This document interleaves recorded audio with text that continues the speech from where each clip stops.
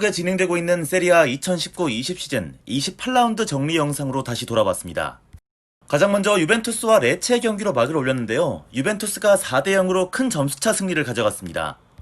레체가 경기를 잘 준비해왔습니다. 중원을 버리고 5백에 수비 라인을 촘촘히 세우면서 유벤투스가 초반 당황했던 모양새였는데요. 하지만 전반에 큰 변수 하나가 발생을 했습니다. 레체 수비 루치오니가 전반 30분 만에 퇴장을 당하게 된 것입니다. 이제 완전히 유벤투스의 흐름으로 넘어가게 된 상황. 그럼에도 불구하고 유벤투스가 쉽게 앞서 나가지 못하는 양상이 이어졌는데요. 이 답답함을 한 번에 해결했던 것이 바로 디발라였습니다.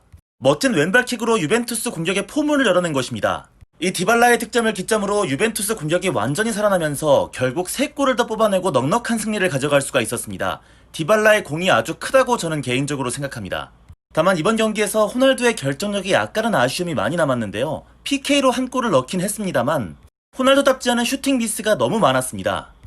하지만 어시스트 2개를 포함해서 공격 연계 쪽에서는 상당히 좋은 모습을 많이 보여줬기 때문에 단순히 골을 넣지 못했다는 이유로 비판을 하기에는 무리가 있었던 모습이었습니다.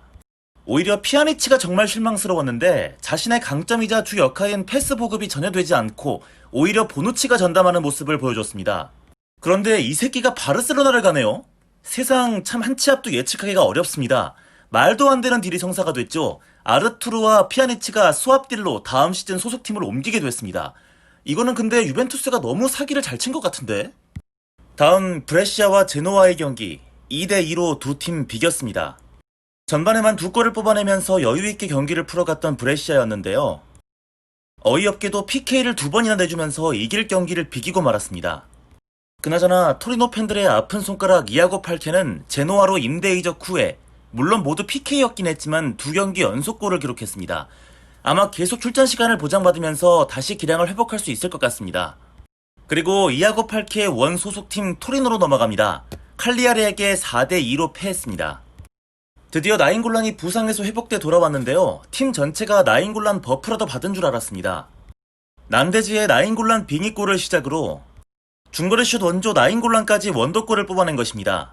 그 밖에 시메오네는 또다시 골을 넣으며 좋은 흐름을 이어갔고 토리노 수비는 또다시 개삽질을 했습니다. 토리노의 부진 및 삽질 이야기를 좀 더 하려고 했으나 이미 치러진 다음 20라운드에서 또 졌기 때문에 그때 다시 이야기를 하도록 하겠습니다. 다음 경기 라치오와 피오렌티나의 경기는 라치오의 2대1 승리로 끝났습니다. 피오렌티나 입장에서는 아쉬움이 많이 남았을 경기였는데요. 우선 동점골을 내준 PK 장면이 저는 개인적으로 석연치 않았습니다. 이걸 드론고프스키 골키퍼의 파울로 선언하기에는 약간은 지나치지 않았나 하는 생각입니다. 결국 루이스 알베르토에게 통안의 역전골을 내주며 패했는데요. 블라호비치가 이후 팔꿈치를 몰래 쓰다가 퇴장까지 당하면서 체면도 구기게 됐습니다. 다만 지난 라운드와 마찬가지로 피오렌티나는 리베리의 활약이 고무적인 부분입니다. 전체적으로 양팀 통틀어 가장 좋은 모습을 보여줬는데요. 특히 골 장면은 진짜 개쩐다라는 말밖에 나오지가 않았습니다.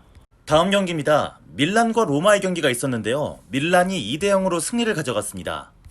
피올리 감독의 변태성에 다시 한번 놀랐던 경기였는데요. 전반에 진짜 말도 못할 정도로 경기력이 끔찍했습니다. 하지만 후반에 완전히 다른 경기력을 보여줬는데요. 살레마커스와 파케타 투입 이후로 팀 자체가 아예 달라졌습니다. 일부러 상대를 방심시키려고 이러나 싶기도 했던 전략이었죠. 이 두 선수 투입 이후로 패스 플레이가 확연하게 살아나고 측면 위주의 단조로운 공격 패턴이 다양해지는 모습이 나오기 시작했습니다. 또한 저는 밀란에서 안테레비치의 활약을 높이 사고 싶습니다. 이 선수 드리블 투박합니다. 결정력도 좋지 못합니다. 다만 열심히 뛰고 볼에 대한 열정이 아주 높은데요. 그러한 장점을 이용해서 전방부터 압박 정말 잘했습니다. 로마의 병신짓인 것도 맞는데 레비치의 열정이 찬스를 정말 많이 만들어냈죠. 결국 레비치의 이러한 볼에 대한 열정이 밀란에게 선취골을 만들어주는 원동력으로 작용했습니다. 레비치가 상대 패스 미스를 끊어내고 또 악착같이 몸으로 버텨내면서 볼을 살려냈는데요. 이렇게 이어진 패스가 골로, 그것도 레비치의 골로 이어졌죠. 투박하지만 부지런하게 열심히 뛰는 레비치의 플레이를 보고 있으면 기분이 참 좋아집니다.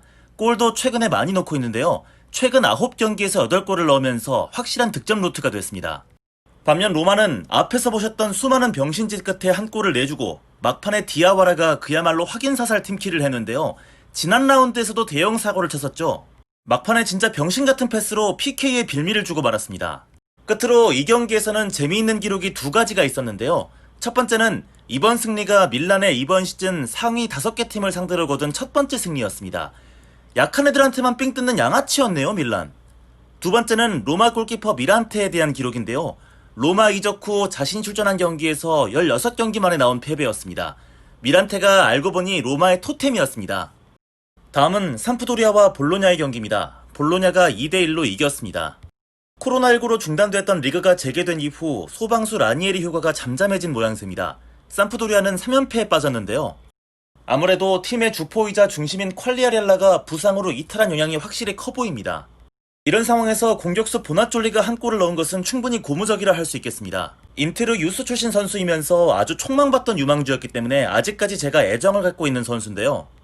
여담이지만 그 유명한 축구게임 FM에서 사기키로 불리던 시절도 있었습니다. 지금 출전 시간을 많이 보장받는 동안 포텐을 좀 터뜨렸으면 하는 개인적인 기대를 해보겠습니다. 다음 경기입니다. 사스올로와 베로나의 경기인데요. 3대3 무승부라는 결과가 나왔습니다. 불과 직전 라운드 인테르와의 경기에서 3대3 무승부를 거두고 또다시 3대3이라는 스코어를 만들어낸 사스올로입니다. 이번 경기는 그야말로 제레미 보가가 미쳤던 경기라고 할 수 있겠습니다. 이번 경기 2골을 넣었는데 넣는 골마다 미친 클래스의 골이었습니다. 거기다 호제리우의 골도 미친 골이었는데 아니 골을 이렇게 존나 멋있게 넣고 왜 못 이겼을까요? 왜긴 왜야, 병신같은 수비 때문이지. 그리고 베로나의 유리치 감독이 최근 피오렌티나의 새 감독 후보로 급부상하고 있는데요. 측면 공격 활용을 참 잘하는 스타일로 보여서 피오렌티나와 상당히 궁합이 잘 맞을 것 같다는 생각이 들었습니다. 그리고 다음 경기는 나폴리와 스팔의 경기입니다. 나폴리가 3대1로 승리를 가져갔지요. 다음 시즌 나폴리로의 이적이 확정된 스팔의 간판 공격수 페타냐가 마지막으로 나폴리와 맞붙는 경기였는데요. 얄궂게도 나폴리를 상대로 골을 집어넣었습니다. 하지만 카에온의 골로 다시 나폴리가 앞서 나갔는데요. 여담이지만 실력도 인성도 최고인 나폴리 레전드가 아닐 수 없습니다. 6월 30일까지 계약이 되어 있었던 카에온인데 시즌 종료까지 남은 2달을 돈 한 푼 받지 않고 뛰기로 결정했습니다. 이후 나폴리는 아민 유네스까지 골을 넣으면서 3대1로 넉넉하게 이겼는데요. 최근에 나폴리의 상승세가 심상치 않습니다. 벌써 리그에서만 5연승을 질주 중입니다. 순위도 6위까지 올라갔는데요. 다음 경기는 그 무서운 아탈란타와의 경기라 나폴리의 상승세가 어디까지 이어질지 분수령이 될 것 같습니다. 그리고 그 아탈란타의 소식입니다. 요즘 골을 많이 먹고 많이 넣는 노빠꾸 축구를 구사 중인데요. 이번에도 3대2로 이겼습니다. 어쩌면 본프레레 감독님이 바라시던 축구가 이런 건가 싶을 정도의 내용을 보여주고 있는데요. 이번 경기 아탈란타의 영웅은 루이스 무리엘이었습니다. 이 선수의 최대 장점인 킥력을 제대로 확인할 수 있던 경기였어요. 2골을 넣었는데 슈팅 하나하나가 진짜 골키퍼가 반응도 못했습니다. 하지만 고질적으로 아탈란타가 안고 있는 수비 불안은 여전히 문제점으로 보였는데요. 기본적으로 아탈란타가 라인을 굉장히 높게 올려놓고 플레이를 하는 팀이고 센터백들이 모두 발이 느리기 때문에 정확한 패스 한두 번으로 수비 뒷공간이 그대로 허물어지는 모습은 앞으로도 자주 보게 될 것 같습니다. 또한 기본적으로 아탈란타 역시 선수층이 얇고 주전과 비주전의 갭이 큰 팀이기 때문에 타이트한 일정 속에서 선수들의 에너지 레벨이 떨어진 것 같은 모습이 보이기도 했습니다. 이번 라운드 마지막 경기는 파르마와 인테르의 경기였습니다. 인테르가 2대1로 역전승을 거뒀습니다. 경기 초반부터 칸드레바의 한심한 플레이로 골을 내주고 시작한 인테르. 경기 내내 인테르의 문제점은 한두 군데가 아니었는데요. 우선 첫 번째는 디에고 고딘이었습니다. 슈크리니아르의 출장 정지로 센터백 한 자리를 담보로쇼가 맡게 되면서 왼쪽으로 위치를 옮겼는데요. 아무래도 고딘에게 완전히 낯선 위치였기 때문에 경기 내내 헤매는 모습이 자주 보였습니다. 두 번째는 갈리아르딘입니다. 이 새끼는 도대체 할 줄 아는 게 뭐가 있는 건지 다시 한번 확실하게 알 수 있었던 한 판이었고요. 그저 빨리 브로조비치가 돌아오길 바라는 수밖에 없을 것 같습니다. 마지막 문제점은 공수 간격이 너무 벌어졌는데 미드필더들의 활동량이 떨어지면서 공간을 메꿔줄 선수가 아무도 없었다는 데 있었습니다. 이건 한 경기에서 기본 12km 이상을 뛰어주는 브로조비치의 공백이 어느 정도 영향이 있었을 겁니다. 사실 라우타로는 졸라 못했습니다. 그건 맞습니다. 하지만 앞에서 말씀드린 것처럼 공수 간격이 태평양이고 팀 꼬라지가 전체적으로 마탱이가 간 상태에서 라우타로가 뭘 해보기도 힘든 상황이었을 겁니다. 그런데 이 상황에서 갑자기 뜬금없이 골이 나왔습니다. 제가 생각해도 너무 개뜬금포라 깜짝 놀랐는데 여기서 인테르에게 더 큰 호재가 하나 생겼어요. 데브라이의 골이 터진 직후 쿠츠카가 무슨 항의를 했는지 몰라도 갑자기 레드카드를 받게 된 겁니다. 이후 수적 우위를 얻은 인테르가 계속 몰아붙였는데 결국 한 골이 더 나왔습니다. 아니 도대체 센터백이 왜 거기 서 있었는지 모르겠지만 바스토니가 역전골을 터뜨린 겁니다. 골뿐만이 아니라 바스토니 활약이 참 좋았습니다. 적극적으로 공격 가담을 하면서 빌드업이 가능한 센터백의 이점을 충분히 살렸습니다. 요즘 바스토니가 참 좋습니다. 갈리아르디니로 눈탱이 맞아서 아탈란타한테 빡쳐 있었는데 아탈란타에서 데려온 바스토니를 보면서 화가 가라앉곤 합니다. 그럼 28라운드 정리 영상은 여기서 마치겠습니다. 또 29라운드가 계속 진행되고 있는데 금방 또 영상으로 찾아오겠습니다. 감사합니다.